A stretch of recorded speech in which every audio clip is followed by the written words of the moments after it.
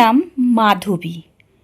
মাধবী অনেকটা সেলিব্রিটিদের মতন হয়েছে দেখতে। মানে ওকে যদি সিনেমায় দেওয়া যায় তাহলে এক ইসেতেই আর কি নায়িকা হিসাবে নিয়ে নিবে।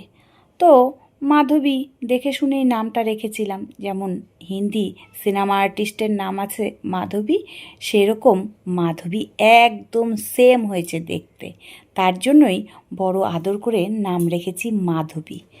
মানে লোকজন আশেপাশে সবাই এক কথায় বলে, তুই তো সিনেমা করলে চান্স পেয়ে যাবি, এরকম। মানে এতটা সুন্দর, আর মাধবীর সাথে সেম আর কি হাব ভাব, চুল, মাথার চুল, তাকানো, চাহনি, হাসি, সব কিছু একদম মনে হবে একদম একই রকম দেখতে। তো এই জন্য মাধবী রাখা হয়েছে। তো মাধবীর মা কিন্তু থাকতেও নেই, মাধবীর মা থাকতেও নেই। বাবাকে মানে মাধবীর বাবাই তাকে মার ভালোবাসা, বাবার ভালোবাসা সব দিয়েছে। এত সুন্দর করে মাধবীকে যত্নে মানুষ করেছে না, মাধবী মার আশাটা ভুলেই গেছে, মার ভালোবাসাটা ভুলেই গেছে। মনে ঠিকই পড়ে, কিন্তু বাবা কি করে, বাবা হচ্ছে মার কথা মনে পড়লে না অন্য কথা দিয়ে ভুলিয়ে দেয়। তো বাবা কি করেছে, বাবা মানে বাবা যে এরকম একটা করবে সেটা মাধবীর জানা ছিল না। বাবা মাধবীকে কোনো সময় জানতে দেয়নি তার মনের মধ্যে কি আছে, তার মনের মধ্যে যে এসব আছে কোনো সময় সেটা প্রকাশ করেনি। বাবার মনে ভয়ই ছিল যে যদি আমার মেয়ে জানতে পারে তাহলে তো আমাকে কোনো দিনও সম্মান করবে না, আর আমাকে বাবা বলেও মানবে না। তখন আমি কি করব? আমার মেয়েকে তো আমি বড্ড বেশি ভালোবাসি, আর মেয়েকে আমি বলতেও পারছি না যে আমি কি আর আমি কি চাই বা কী। মা মাধবীর মা বরাবরই স্বার্থপর মানুষ। মাধবীর মার মানে অনেকটাই ভূমিকা আছে মাধবীর বাবা এরকম করাতে।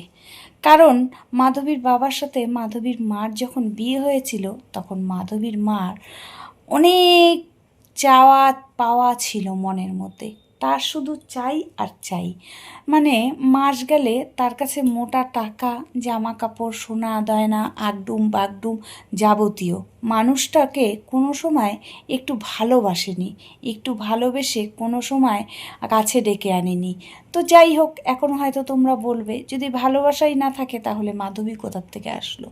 ওই যে বলে না, এমন এমন কিছু সিচুয়েশন তৈরি হয়ে যায় তখন অটোমেটিক আর কি কি বলবো। তো যাই হোক, তো মাধবীকে মাধবী যখন মানে ছোট, তখন মা কি করতো, মা নিজের লাইফস্টাইল এমনভাবে কাটাতো, মাধবীর বাবার না এগুলো সহ্য হতো না।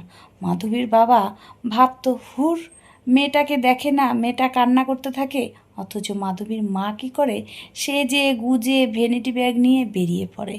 আর তখন ফেসবুক খুব মাধবীর মা করতো, মাধবীর মা খুব ফেসবুক চালাতো। ফেসবুকে শুধু 24 ঘন্টা ছেলেদের সাথেই চ্যাটিং। মাধবীর বাবা যখন আসতো তখন এই ছেলে ফোন করছে, ওই ছেলে ফোন করছে। যখনই বলা হতো মাধবীর মাকে যে তুমি এরকম কেন তার সাথে কথা বলো, আমার ভালো লাগে না, আমি রাস্তায় বেরোলে লোকে আমাকে টিটকারি দেয় যে ওই যে তুমি এর সাথে কথা বলছো, তার সাথে কথা বলছো, এগুলো নিয়ে মাধবীর মা প্রচণ্ড রাগ হয়ে যেত। আমার ব্যাপার, আমি কার সাথে মিশবো? তুমি কি আমাকে কোনো দিক থেকে খুশি রাখতে পারো? কোনো দিক থেকে আমাকে আমার চাওয়া পাওয়া পূরণ করতে পারো? তুমি আসছো এত বড় বড় কথা বলতে। মাধবীর বাবা না নিঃশব্দে চুপ করে যেত, কিছু বলতো না। তো একদিন হঠাৎ করে মাধবীর বাবা বাড়িতে আসছে, অমনি সময় মাধবীর মা তার কাছে একটা গলার চেন চেয়েছে।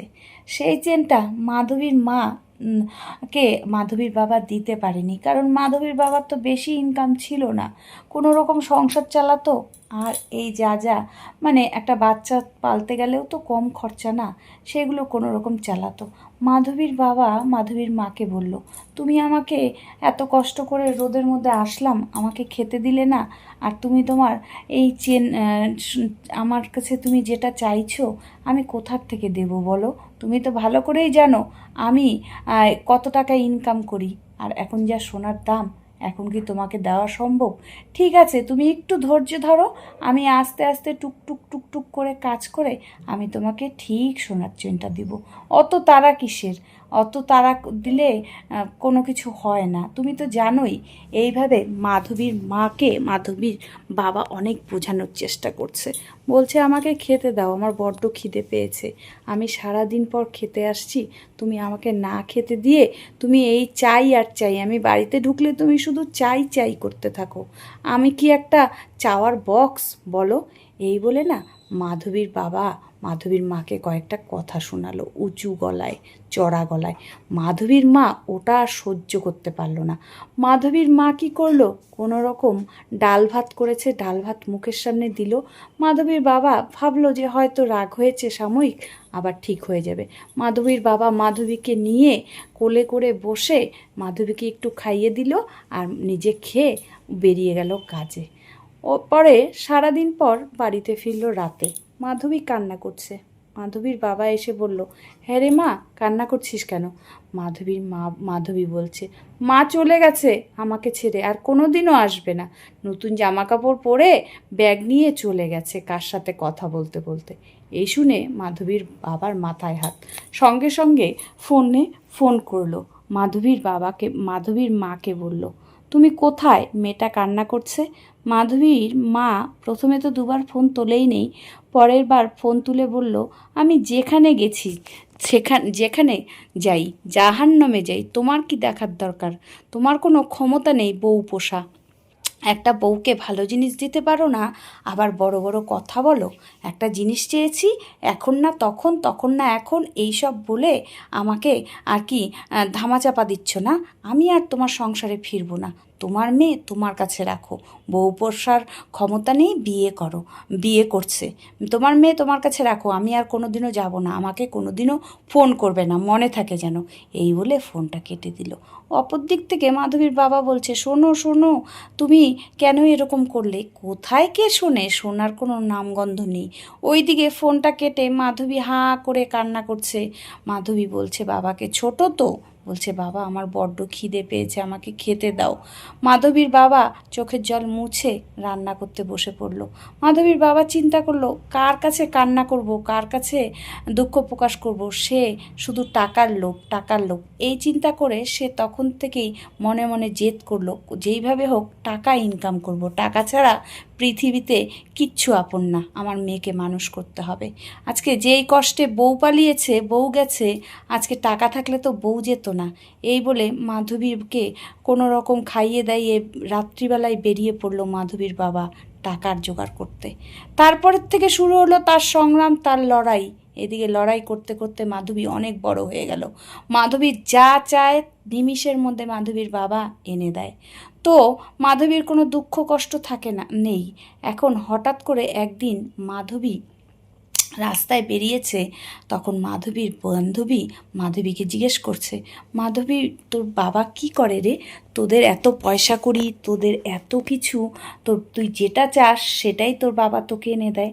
মাধবী মনে মনে ভাবলো, আমি তো জিজ্ঞেস করিনি আমার বাবা কি করে, সেটাও তো একটা কথা। আর মাধবীর বাবার কিন্তু মনের মধ্যে ভয়, আমি কথাটা মাধবীর বাবার মনে মাধবীরকে নিয়ে অনেক ভয়, যদি জানতে পারে তো ঠিক সেই ভয়টাই আজকে আর কি ফাঁস হলো। মাধবী বাড়িতে আসলো, এসে বাবা আসছে, বাবাকে বলছে, বাবা তুমি প্রত্যেক দিন রোজ রাতে কোথায় যাও আমাকে একটু বলবে? বাবা বলল, কেন? না তুমি কি কাজ করো একটু বলো না, আমার বান্ধবী আমাকে জিজ্ঞেস করেছে তোর বাবা কি কাজ করে রে, তোদের এত টাকা, তোর বাবা কি রোজ রাতে বাড়িতে থাকে না? তখনই মাধবীর বাবার মনে ভয় ঢুকে গেছে যে আজকে যদি আমার মেয়ে জানতে পারে তাহলে তো আমার সাথে কোনো দিন সম্পর্ক রাখবে না। আর আমি আমার মেয়ের জন্য সেই সব কিছু, আমার বউ চলে গেছে, তারপর থেকে টাকা টাকা করে আমার মেয়েকে মানুষ করছি, আমার মেয়েকে যদি কিছু আমার মেয়ে আমার সাথে সম্পর্ক নষ্ট করে দেয় তাহলে আমি তো থাকতে পারবো না। অবশেষে মাধবীর বাবা মনে মনে ভাবলো, যত কষ্টই হোক মিথ্যে কথা বেশি দিন চাপা থাকে না, সত্যি কথা আমার বলতেই হবে। এতে যদি মাধবী আমাকে বাবা বলতে অস্বীকার করে তাহলে আমার করার কিছু নেই, কিন্তু যার জন্য করেছি আমি তাকে তো আমার জানাতেই হবে। তখন মাধবীকে কথাটা খুলে বলল যে দেখ মা, যেটা বলছি সেটা তুই চিন্তা ভাবনা করে উত্তর দিবি। আমি একটা অপরাধী জানিস, আমি প্রত্যেক দিন রাত্রে চুরি করি, চুরি করে আমি এই সব টাকা পয়সা কামাই করি। যেদিন থেকে তোর মা চলে গেছে সেদিন থেকে আমার মনে জেদ চেপে গেছে যে পয়সা কি করে উপার্জন করা যায়, আর সৎ পথে তো পয়সা পাওয়া যায় না, তাই আমি চুরি করতে বেরোই। আর চুরি করে এই যে তুই যেসব জিনিসপত্র পরিস, গয়না গাটি জামা কাপড়, এগুলো সব আমার চুরির টাকায়, বুঝলি? তখনই আমি সিদ্ধান্ত নিয়েছি যে পয়সা কামাই করতে হলে অসৎ পথ ধরতে হবে। আর এখন তুই আমাকে যেটা বলিস আমি সেটাই মাথা পেতে নিব, কারণ আমার করার কিছু নেই। আমি জানতাম এই কথাটা একদিন না একদিন ফাঁস হবেই। বাবা মেয়ের কাছে তার গোপন কথাটা বলেই ফেললো, কিছু করার নেই। মেয়ে এই শুনে হতভম্ব হয়ে গেল। মেয়ে বলল, কি বলো বাবা, আমি তো তোমার কাছে অসৎ পথের টাকা চাইনি, আমি তো কোনোদিনও বলিনি তুমি চুরি করে আমাকে টাকা জামা কাপড় সোনা গয়না এনে দাও। আর তখন মাধবীর মা বলল,